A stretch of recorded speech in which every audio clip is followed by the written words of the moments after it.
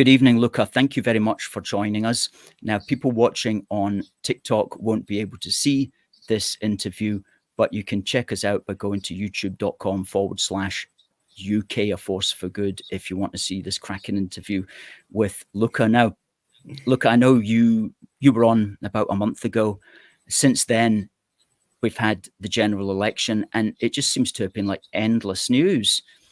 And it's really quite a remarkable first 4 weeks for Keir Starmer, or what everybody starts calling now Tier Keir. What's your thoughts on the first few weeks of Starmer's premiership?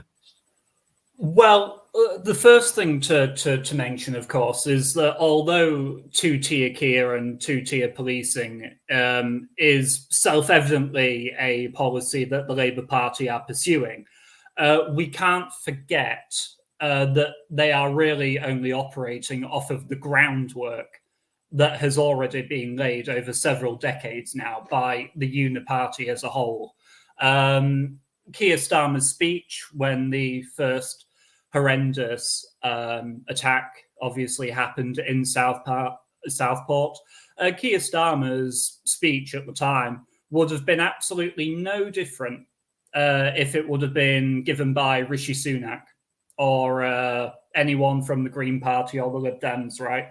The messaging of the what we're really seeing before our eyes quite rapidly since that horrendous event is the breakdown of the party messaging, which is just crumbling in large part to X and social media, and even Musk himself basically declaring war on Keir Starmer. Elon Musk himself tweeting out hashtag Tier Keir, which to devastating effect. Yes, it's an amazingly clever little rhyme, that. And do you believe that there is such a thing as two-tier policing? I mentioned earlier there's also two-tier thinking on these particular matters, but let's deal with the policing for the moment. What's your thoughts on that, bearing in mind that, no doubt there's a limit to what we can say here on YouTube without getting a knock on the door? Sure. Well, the first thing that I would actually...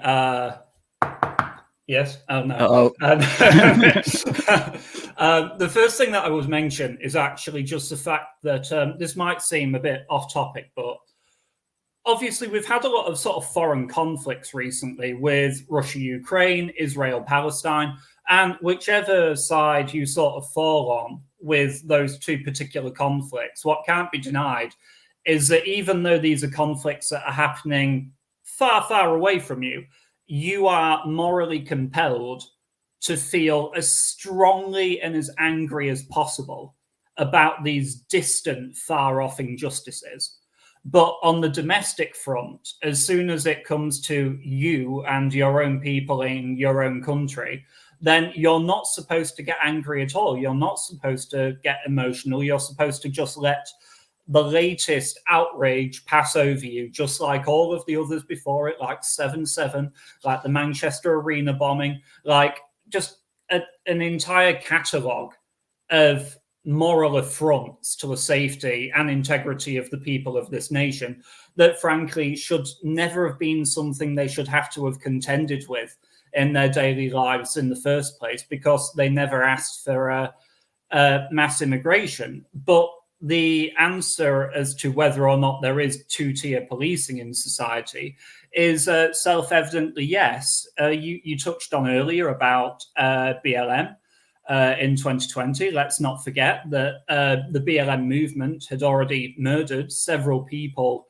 over in America by the time it had come over to Britain, and they defaced Churchill's statue, they set fire to a cenotaph, and the police bent the knee to these people. They've allowed Nazi salutes to go by from the Palestinian mob in London almost every week, with and obviously what they did up the side of Big Ben, because really it's a numbers game. They know that these minoritarian groups, the police that is, don't accept their moral authority, and exist outside of their jurisdiction. And the police fundamentally don't have the numbers to go after these now sizable but strong communities that we've allowed to foster in our society through negligence. That's a very good way of putting it, that they don't accept the moral authority of the police. And as you also said, there's a question of numbers, in that certainly in the centre of London these days, the white population is the minority. And it's kind of ridiculous, really, to talk about ethnic minorities now as if you mean people who are not white, because it's the whites in some of these places that are the ethnic minority. And when I was growing up, I always knew that. I was like, why do they talk about the whites as the majority? Because I spent time in Libya when I was younger. I lived there for 3 or 4 years. I say I lived there. My parents took me there. I was like 6 at the time.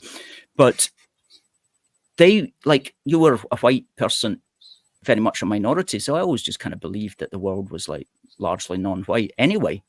And so when we came back to Britain, and by the time of the 1980s came around, everybody's talking about ethnic minorities. I just presumed they must mean the white people, because we are the white minority in the world. But it was actually, no, apparently it's those people who are the minority. And I'm like, no, they're the majority. They always have been in the world. So it's ridiculous that phrase is used at all. But yes, it's, as I touched on there, we're also facing two-tier thinking, not just two-tier policing. And that's a huge part of it as well. The idea that that any kind of bad behavior is somehow justified by, well, you name it, imperialism, colonialism, something that people did 300 years ago, as if, well, maybe what's relevant is what's happening right now, not what happened 300 years ago. Yes. So.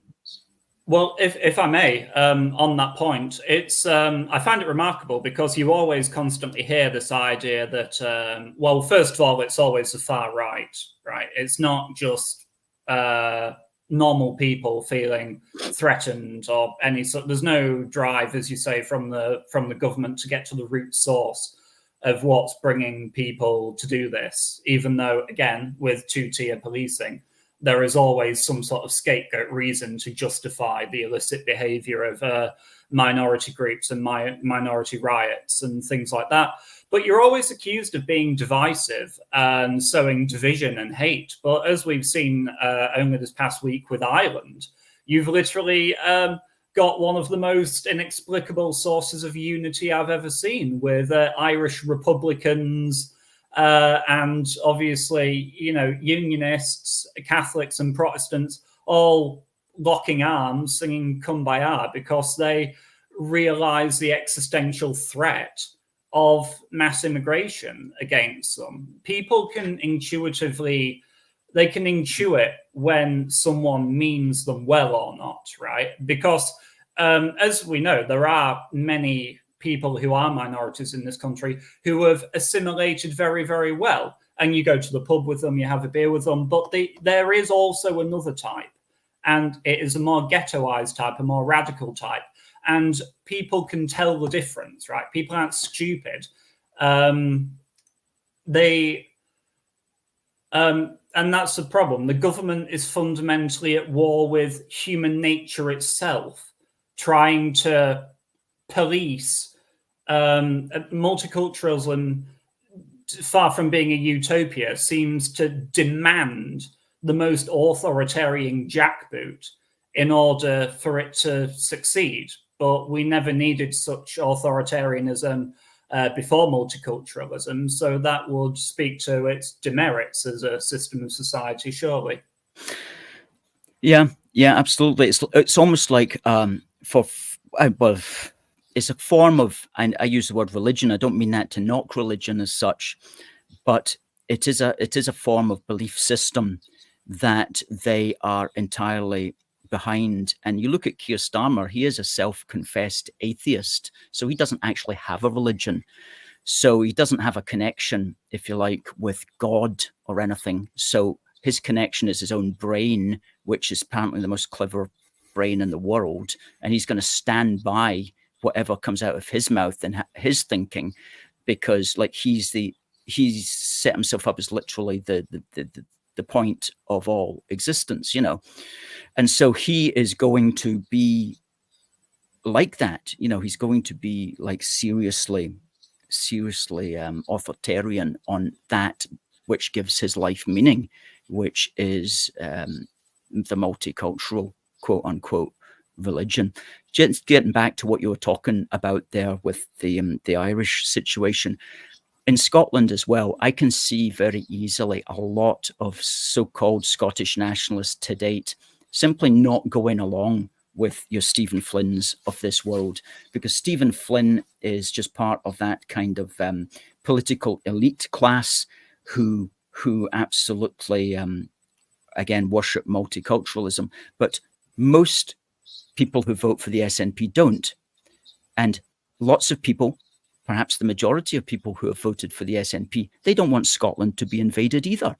They don't think it's right that people should come here illegally, that should come here criminally, that they should take houses that their children or that they themselves need.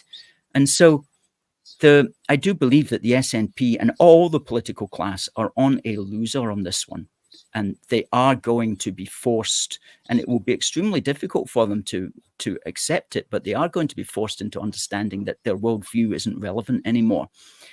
So in a sense, this is a kind of last gasp.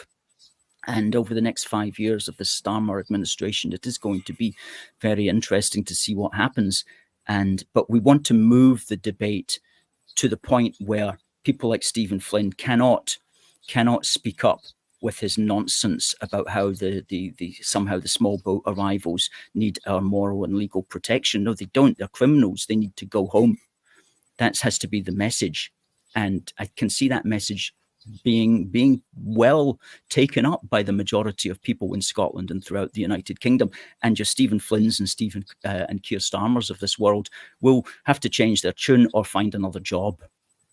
That's my hope anyway for the future. Well, one of the things that I find so remarkable, one time I was unbearably naive, and back in 2016, and I was 20 at the time?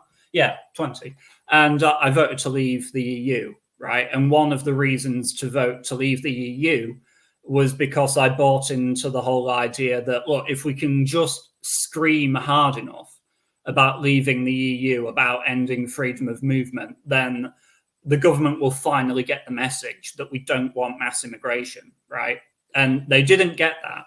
But the thing was that, speaking to the Stephen Flynns and the Keir Starmers of the world, obviously I don't know about the political history of Stephen Flynn, but I would guess that he's an enormous EU lovey and a huge Europhile and everything, hates Brexit. Yeah. But the thing is with the SNP and people like that, from, as you say, a very old and dying regime, they don't understand that, well, if they'd have just nipped the immigration issue in the bud there and then, sort of, around 2012, then we'd probably have never left the EU. We'd still be in the EU right now, right? So rather than preserve that political union, which apparently happened to them so much, and just realize the realpolitik of needing to have a bit of give and take, they wanted it all. And in their quest to have it all, they lost membership to the European Union. And now in their attempt to hold on to that one thing with their dying clutches, which is mass immigration, which they will not surrender. They're like that random Japanese guy in Malaysia who was fighting World War II 30 years after it had ended, right, in the jungle. It's like, no, you don't understand. It's over, right? The native consensus now is so far against you. I was looking at the YouGov polls today. Immigration has now become the biggest issue really? amongst British voters, or certainly English voters. But again, I don't think genuinely that the establishment have, again, the realpolitik skill to address the issue. because they would get called mean things by the true believers, and many of them themselves are true believers in the project. So, all right, then be brittle and break. What is it to me? You've caused us nothing but suffering.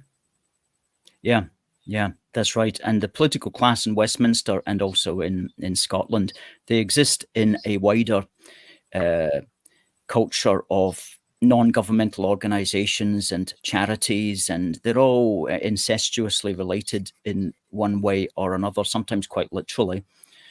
I mean, Yvette Cooper was being interviewed by Ed Balls the other day, who's literally her husband, you know. Yeah. But and a lot of the NGOs as well, they're full of people who are doing extremely well for themselves as a consequence of the mass immigration agenda. I mean, refugee charities, legal firms, academic PhD people, you know, everybody's in on it, and it's all money, you know, doing very well. They can't see that. They can't see that golden calf, if that's the right word, being destroyed. No, and as you say, it's not just because it's not just even two-tier policing, where we basically live in a two-tier society now with DIE agendas and equity policy, the Equality Act of 2010. The fact that the RAF, I know it's like from a year and a bit ago now, but the fact that the RAF put a pause on accepting English applicants in order to diversify, it's like, you absolute insert vulgar word here, right? Like back in the 1940s, it was the English who were up there fighting it, and you wouldn't be here now implementing your rotten agenda if it weren't for our grandfathers and great-grandfathers, right, from World War I onwards. And you have to basically punish their grandchildren for being born into a time in which we've become, no, it's reprehensible in absolutely every way. It is reprehensible, and I think a good element of younger people as well are seeing that just naturally. They're seeing that that's not that, like some of us older people, we grew up where there was only one or two, you know, the immigration was very little into the country, very few people into the country, and we kind of would go along with some of the politically correct platitudes just for the sake of a quiet life, keep things together. Didn't really affect things. But now it's got to such a stage, there's so many basically foreign people in the country coming in every day as well, and you're seeing it on social media. And so the younger people are just not falling for politically correct platitudes anymore. It's like, well, I thought this was my country, you know. And in a way, waking up in a way that older people, myself included, may not have done, well, you know, in the past. But younger the people threat is now. Right, but we have to bear in mind as well that in the time of younger people, the threat has become more pronounced in a way that it wasn't, you know, back when older people were growing up. And another thing as well is just to say that with every grasp, the state becomes more and more pronounced, and people can feel the boot of it being put down upon them. Only today I was seeing the reports from one of the police intendants that I've got a quote here actually. UK authorities suspect that foreign states may have used bot accounts to amplify anti-immigration sentiment. And this is something that you constantly get. It's never organic, right? It can never be just the organic feeling of the people. There's always some sort of interference, some sort of deflection.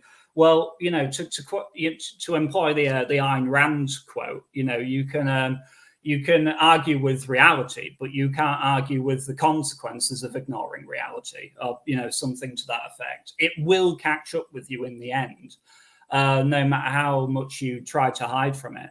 But really what we're seeing is, with the two-tier policing, is the most overt example of the sort of Schmittian sort of friend-enemy distinction, in which those in power offer incentives to their friends and punish their enemies. And we can see from examples of the police footage with them basically saying to the Muslim gangs, oh no, just go and quietly hand your weapons into the mosques, leave them there, come back, we won't arrest you and everything. And you compare that to the way that the English people are being dealt with, and it's obvious who power feels is its friend and who is its enemy. And basically the minority client states are their friends and we are their enemies in this situation. Yes, yes, yes. As you say, it can never be organic. And to the extent that what it actually is spontaneous. You know, these law-breaking incidents, put it that way, are spontaneous. Nobody's organizing in any significant way those things. That's just young people on a summer night as well, which probably aids it a bit. Yet the media, the entire political class, will pretend that it is being, to quote the Times on Monday, the 8th of August, it's all about apparently instigators. And this is the Times, which is meant to be the paper of record. And it's talking about the so-called English Defence League and other extremists, largely, but not only, on the far right, blah, blah, blah, blah. So it's talking about English Defence League as being one of the instigators here. Well, as we know, and as we said last week on our show, that's stopped over 10 years ago. Yet that's a paper that you're meant to take seriously, spreading a straightforward lie, because there is no group anymore called that. So why are they doing that? It's simply to get behind Keir Starmer's rhetoric about the so-called far right being behind it, when it's nothing of the kind. It's just mainly outraged people acting spontaneously, and others acting, you know, in a way that's going to get them in trouble with the law. So do not riot. Always behave yourself, as it were. But let's at least acknowledge that there's no instigators there. There's no hidden hands or anything like that. Well, there was no acceleration, was there, of trials and convictions for the rioters in Hare Hill in Leeds only 2 weeks ago. There was no press conference for that. There was no need to come out and warn the people of Leeds that they care about their safety so deeply, or any such thing. This is it sort of has this ongoing psychic messaging to it that eventually just sort of snaps something in people's heads, which is that these guys do not give a damn about me whatsoever. As far as they're concerned, I'm basically an inconvenience, right, to their utopia. And yeah, well, it's not going anywhere, because they're just recycling the same tried and failed tactics from 2010, 2012. This is just so ancient now. It didn't stop Trump. It didn't stop Boris. It didn't stop Brexit. It didn't stop Nigel Farage just becoming an MP in Parliament. It's not working. It's not working on the mainland continent of Europe with all of their leaders there, to the degree that Humza Yousaf couldn't possibly feel safe going to his beloved EU nations anymore. So, but they keep doing it because it's the only playbook they know, because fundamentally these are not smart people, frankly. Well, that's a good point. Like Humza Yousaf has said that he's not sure that he can be safe in Europe or the West, but I thought he loved the European Union. Right. Yeah, that's a good point. We must emphasize that. Surely the European Union is fantastic, is it not, Hamza? Surely you can go there safely. Oh, but apparently not. Him and the hundreds of people who have contacted him don't think so. Yeah, but you also mentioned about you kind of alluded there to the message that the mayor of London put out. Was it yesterday or the night before, saying yes. now's the time to just check in on your black and brown friends, just to check that they're okay. In London, he was saying that. Yes, did you check in on them just to check? I did. Okay? I did. I sent some messages with some little kisses at the end, just to show that I really meant it. Yeah. Good. Well, at least I don't know how, to what extent a message from you would pacify them, but I'm sure it would. Yeah, good. Well, look, it's 5 minutes to the top of the hour. It's been a good wee chat, and we have. I think we've expressed how a lot of people are feeling at the moment, and what we always say at A Force for Good is let's get some policies on the table. Our policy is stop the boats, send them back, no resettlement in the UK, because in yesterday's Times it says plan to move asylum seekers into empty homes across Britain. Isn't that really just going to make things so much better? You didn't want to get on the housing ladder, did you, young people? There's these illegal lawbreakers here who are front of the queue over you. Yeah, it's just more of the same. That's right. And we have a moral and legal obligation to these guys that are breaking into the country, apparently, to give up our housing to them as well. Well, Mr. Stephen Flynn, Mr. Humza Yousaf, and the guy who's the mayor of London, what's his name? Doesn't matter. Doesn't matter, does it? Yeah. Sadiq Khan, unfortunately. Yeah. That's the guy. And also to Tier Keir. I'm afraid you're yesterday's men, because your ideas are going to lose in the long run, and the British people are seeing through your nonsense. LUCA, thanks for coming on. We will have you again on, hopefully sooner rather than later. You're always great entertainment. And always a pleasure. Good.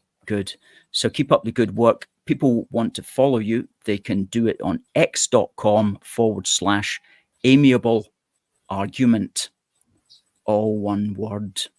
And please do give LUCA a follow on X at x.com/amiable argument. Do that now, folks, if you can, so you don't forget. Great stuff. We'll say good night. Thank you very much. Good night, everyone. Cheers.